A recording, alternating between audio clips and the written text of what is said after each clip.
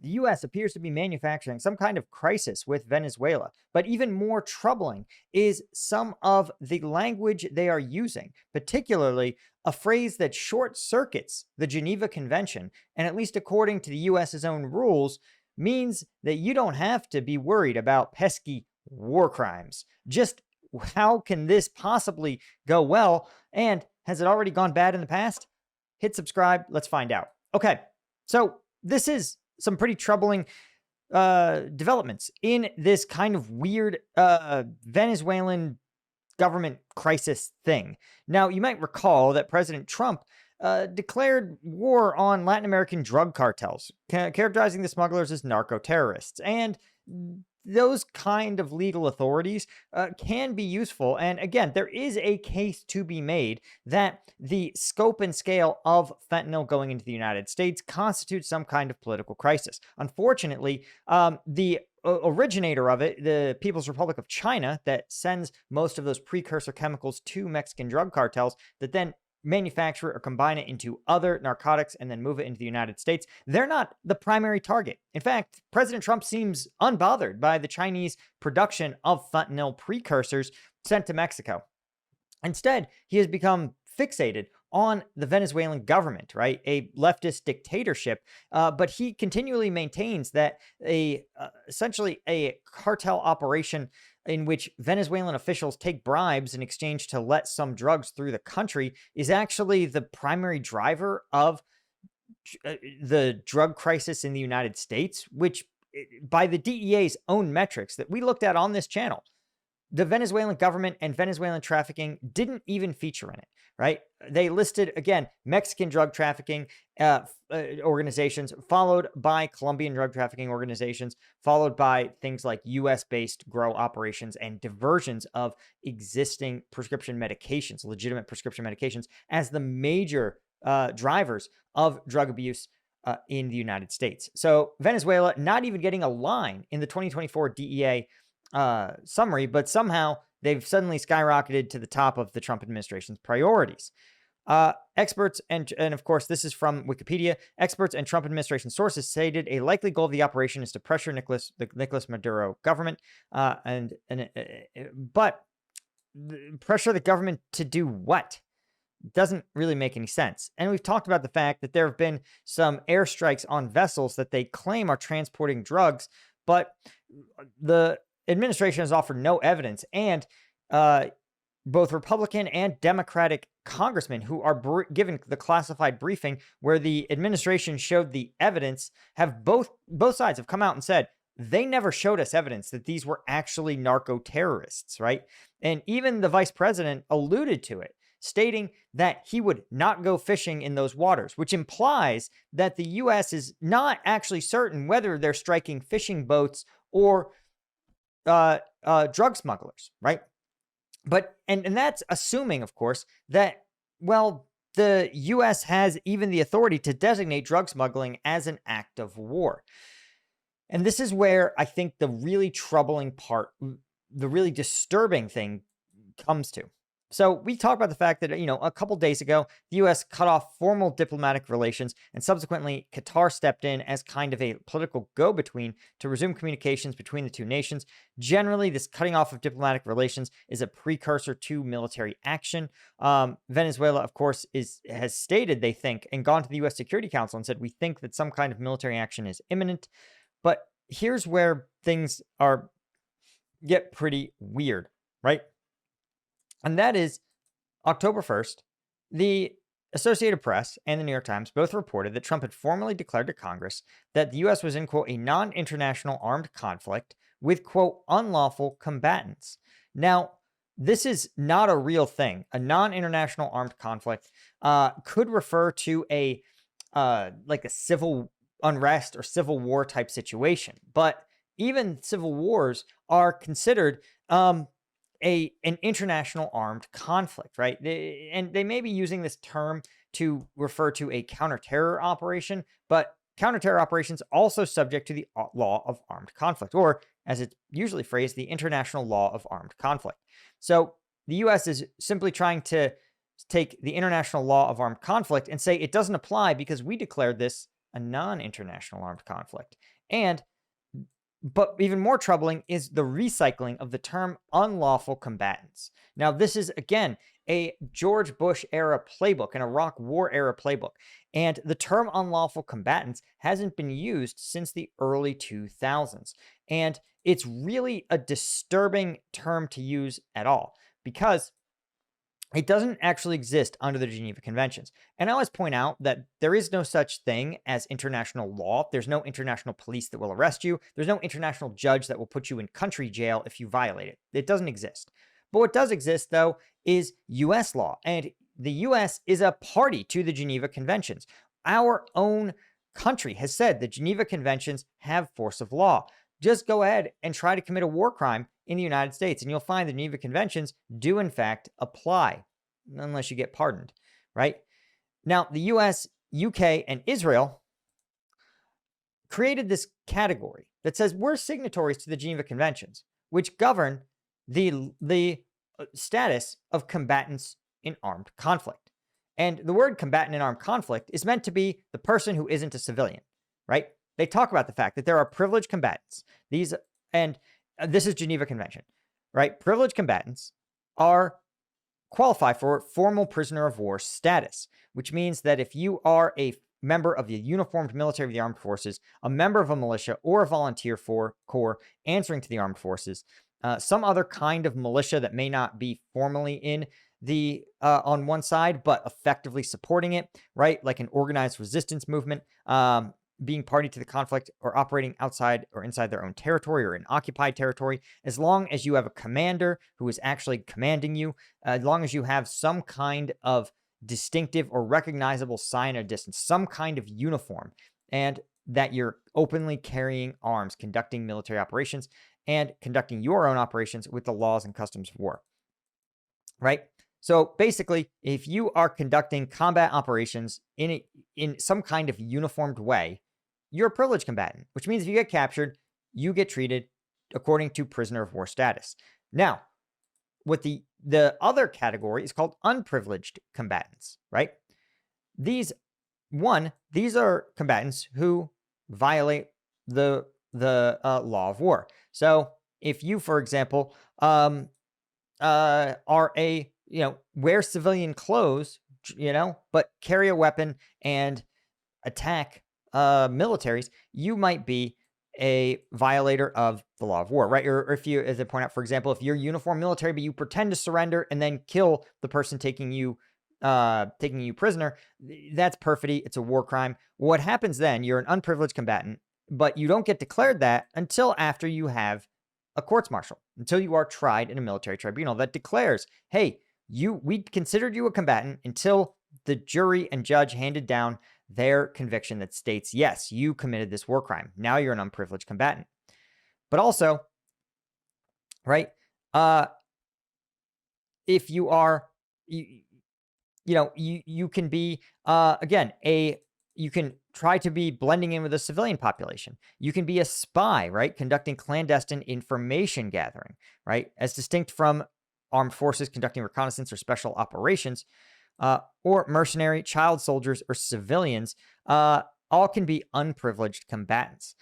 They're not protected under the Third Geneva Convention, but are considered Fourth Geneva Convention combatants, which is makes them a type of protected civilian until they've had a fair trial, right? And then so basically it says, listen, you're either a combatant or you're a criminal. But a criminal doesn't get executed on the street. You don't just bomb a criminal, right? You still try to arrest them, charge them, try them, and then punish them as is fitting.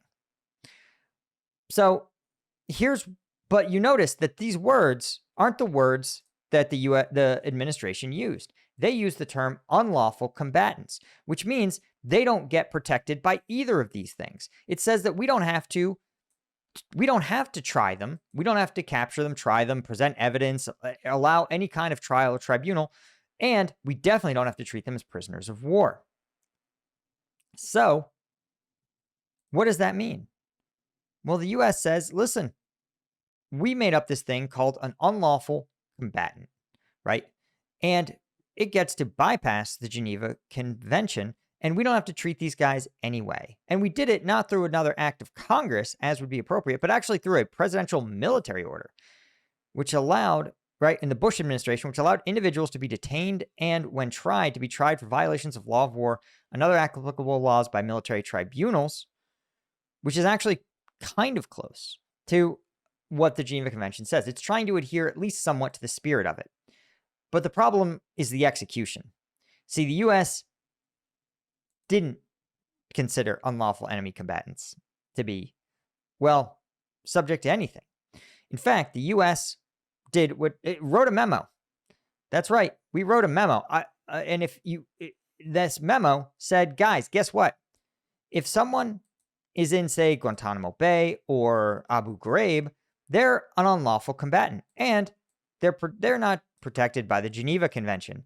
In fact, you can do any fucking thing you want to them, right? And these were known as the torture memos because John Yoo, Deputy Assistant Attorney General, signed off that said, listen, I think that if we say you're an unlawful combatant, we can torture you as much as we want. Now, listen, I want you guys, I'm going to actually put it in the description. I want you guys to go and read the Wikipedia entry on the Abu Ghraib scandal, because I want you to understand, right, that you might, if you're older, have remembered this, right? It was some pictures, and there was a guy who was, had like wires on his fingers, and it looked really bad. It was so much worse. It was so bad. There were so many worse things that weren't disclosed for 10 plus years. But now that we're 10 years and we've left Iraq, everything that's come out has happened there. And it is so much worse than I possibly could have imagined. I'm shocked that U.S. soldiers did these things. And we did them, and no U.S. soldiers were punished. A few low-level enlisted soldiers were punished for these things. And it is because the U.S. said, listen, they were unlawful combatants. You didn't do anything wrong. I literally will get demonetized if I tell you what these people did. But to give you a hint, Iraqi prisoners, no, I can't even give you a hint. I'll get demonetized. Check the link. You should understand that these are the things that the Trump administration has said, let's roll this playbook back out. And so it makes perfect sense then. If you declare someone, simply state, hey, this person's an unlawful combatant, then we don't have to treat them any kind of way at all. And this is both morally repugnant, right? To sit there and go, the U.S. is a beacon of human rights and freedom and democracy around the world. But also, if we don't like you, we have a special hole we can put you in, a legal hole, and it goes all the way down. No one finds you inside this legal hole of enemy combatant. Uniformed armed forces member? Great. You are a POW. Are you a criminal in the United States? You get put into the justice system where you have a trial and a lawyer and all that. But if you're an unlawful combatant, you go all the way down. I wish YouTube would let me tell you the horrific things that were done to people declared unlawful combatants, but you should read it yourselves. And I want you to understand that the administration, by doing this, but then even more troublingly, by beginning to prepare the legal and public opinion landscape to extend this into the United States, is disturbing. Because the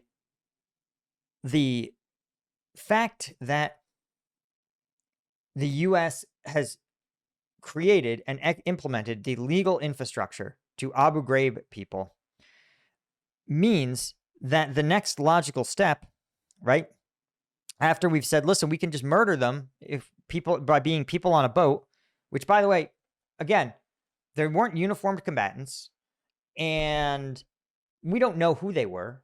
So how do we know they're not U.S. citizens? What if one of them was a dual citizen, right? One of these Venezuelans that they blew up on this boat was just a fisherman who happened to be a dual citizen. If you don't know their names, then you can't verify that for sure, right? You see how the law of war gets messy very quickly. And if you say, well, they could have been, but it's not important because they were unlawful combatants. Well, what happens if they were in the United States and they were unlawful combatants? Where do they go? Do they go to the Guantanamo Bay? Do they go to the Abu Ghraib? Who knows? Not us. And so this is why this thing is so disturbing, right? We talked about the fact that, a lot of military-style operations are being conducted inside the United States against these organizations. There's been a bunch of memos and talking points that are trying to reframe things as being this crisis that doesn't exist. So again, I wish I could be like, oh, there's more to it than this. It's not. It's just these things, right? Now, The Guardian stated the memo to Congress referred to the cartels as, quote, non-state armed groups engaged in attacking the United States. Right? This is the terminology that does not pit two sovereign nations against each other. It means armed hostilities conducted by a subnational entity that is not acting on behalf of a foreign nation, like Al-Qaeda, for example. Al-Qaeda didn't answer to any foreign nation. But at the same time, the Trump administration is also holding the position that the Venezuelan government is explicitly responsible for Tren de Aragua. So are they an arm of the Venezuelan government or are they not? Because if they are, then they're protected, actually. They're combatants. If they're not, then they're a transnational terror organization, right? So this doesn't even hold its own logic. Its own logic falls apart. So again, you can, like, the U.S., there is no international cop. No one's going to knock on the U.S.'s door and be like, we're going to country jail. The only people that are going to be bothered, the only thing that is troubling about this, right, is that in Abu Ghraib, right, the U.S. was in fact welcomed as liberators from Saddam. And the Iraqi insurgency was tiny until 2004 happened, until Abu Ghraib happened, until the photos came out and the stories were published, and the Iraqis learned what the U.S. had done to Iraqi prisoners. And they said, wait, this isn't liberator stuff. This is Saddam stuff. They go, these are foreigners with no respect for our culture who've destroyed our government and are now acting as bad or worse than Saddam ever did. And the Iraqi insurgency just went utterly viral, right? It just spread like a cancer, exponentially growing. And the fear is that if the U.S. were to take this unlawful combatant strategy and implement it against Venezuelans, or even worse, Venezuelans in the United States, it would destroy the U.S.'s credibility internationally. It would destroy our own government's credibility. It would, I wonder the U.S. military might have to sit there and go, we can't follow these orders. You might even have soldiers refusing to follow these orders. I mean, the loss of moral leadership, but also the fact that you are brazenly committing war crimes and somehow trying to hand wave it away with a memo is bananas. Anyway, guys, that's all I had. Hit subscribe. That makes a difference. And I'll see you in the next one. Cheers.